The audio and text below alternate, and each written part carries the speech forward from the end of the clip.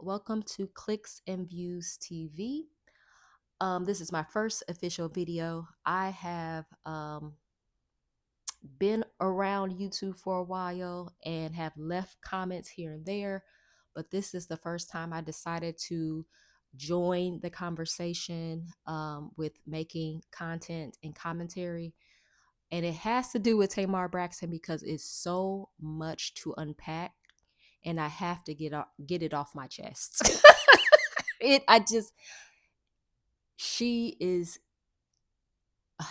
she is a piece of work. That's all I can say. So, if you're not aware, this is the last weekend of summer 2025, and Tamar has found herself in a clusterfuck once again of her own creating and her own creation. And it's because, so let me give you a little backstory if you are not, again, aware.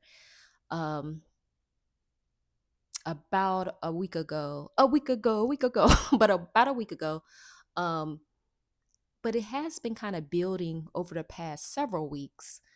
Um, this narrative that Tamar was bringing to social media. First, it was about her waking up in a pool of blood and her missing four teeth.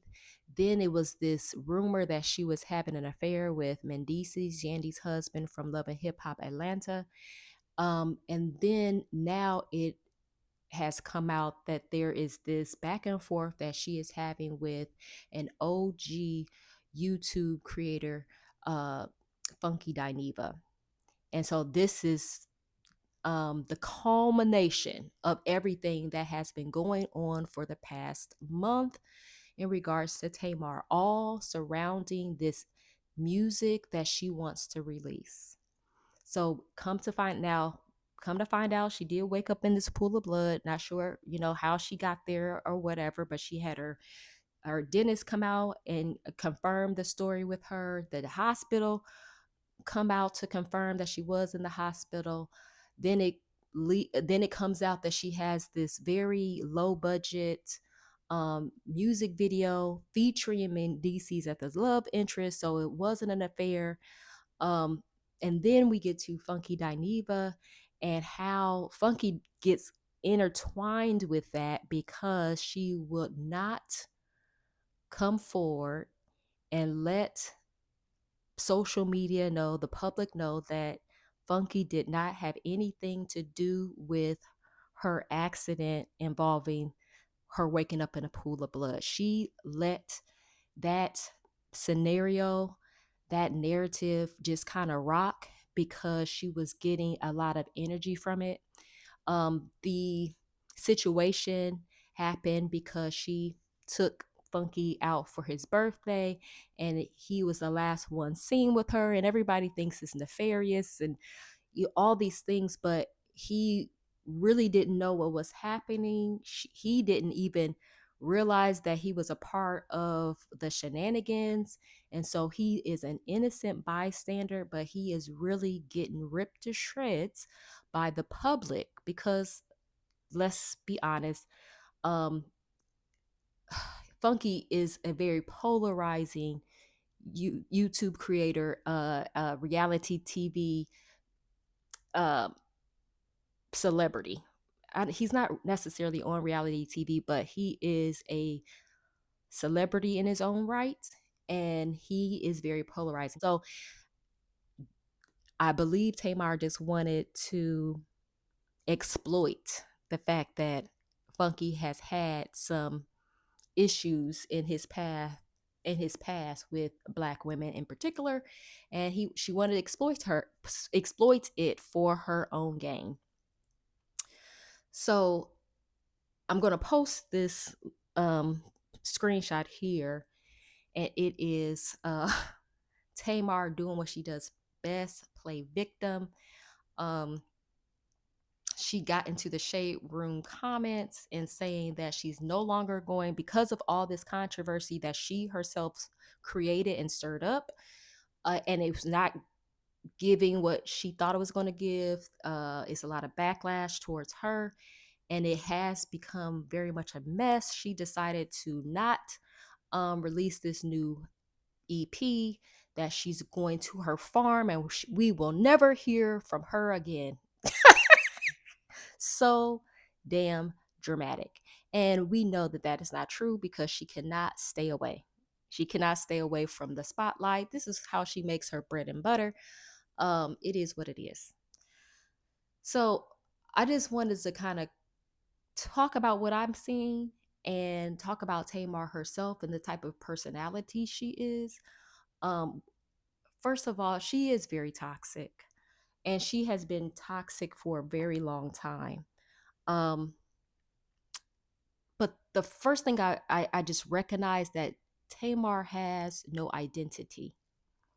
And that's very important to have as a woman, as a person, is to know who you are. She don't know who she is. I can tell she doesn't know who she is because she has taken on the persona of, and she cosplays, in my opinion, the LGBTQIA community. A lot of the back and forth, a lot of the um, people around her is from that community. She has, I feel like, stolen. Uh, it has become, like I said, a performance, and I'm trying to be as respectful of that community as possible. But it's like for her, it's like a shtick. It's like she's yes, queen, yeah. Oh, I mean, it just becomes a lot, and it's like it's performing. And when we look at her and we see, and when I look at her over the past, maybe I think she's been on our TV screens for at least 15 years. Um, when I look at her, I say, who is she for real? Because she is always doing the most, and it's kind of like she playing with them in a way. I don't like that, playing with that community in a way. And it's, again, we don't know who she is. She is a talented vocal artist. Cannot take that away from her. Um that first album was it for me. I love it. I still play it. But all the other shenanigans, the way she treats her family, her sisters, um, it just nasty. And at first we were like rooting for her, but it's been, like I said, 15 years of the same old Tamar, and it is just overwhelming, and she is insufferable. So that's the first thing. It's like she has no identity. We don't know who she is, and she doesn't know who she is. And that, I think, that has spilled over into her art, into her music, because she felt that she needed all these smokes and mirrors, all this smoke and mirrors, in order for us to listen to her new music, which tells me that her music was trash. Because it makes no sense to have all this going on. This rollout was messy. This rollout was unnecessary. Let the music, let the art speak for itself, and she has no confidence in that. I remember, I think is when had that um she had that show with David, and she was working with a new producer, and she was saying how shy she is when it comes to music, and she doesn't like to get on stage, and she has very little self-confidence. um and we all know about that. It could be, you're still trying to prove yourself as Tony's little sister. you know for a long time, Vince was your handler, and you no longer were attached to him. She seems to attract men who are very wrong for her, because David was wrong for her. They were in a lot of craziness too, and he was, from what I remember, was kind of controlling and manipulative too, but so is she. So two peas in a pod, but it didn't work out for her. Um, and it's she gets a real, I'm up here and you're down here, but I think it's like overconfident to hide her lack of confidence. That's what I see. So for so it's like she has no real identity. She doesn't know where to go with her music. She doesn't know she doesn't have the realest part of herself. She doesn't know that. Um she's always going through something. I know she is forever on this alleged healing journey, but she, unfortunately, the healing journey is also a shtick, because I remember after David and her suicide attempt, she was saying, I'm going to get back into, I'm going to therapy. And she said that she was going to therapy every day for like a year. And it didn't stick, because I believe she was in therapy for the wrong reason. Some people are, and I've seen it on TikTok, some people are in therapy to get to the other side, and they think the other side is what you really want. We all know, well, if you follow Tamar, you know that she wants to be married, she wants to be wifed up, she want her man, she, all and it's not happening for her. It's not. And so I think I actually have a friend of mine who is like that too, that they just want to fast track the healing part to get to the other side, thinking that they are going to get the blessing. And sometimes, well, not sometimes, I believe the blessing is in the process itself. You can't fast track your blessing.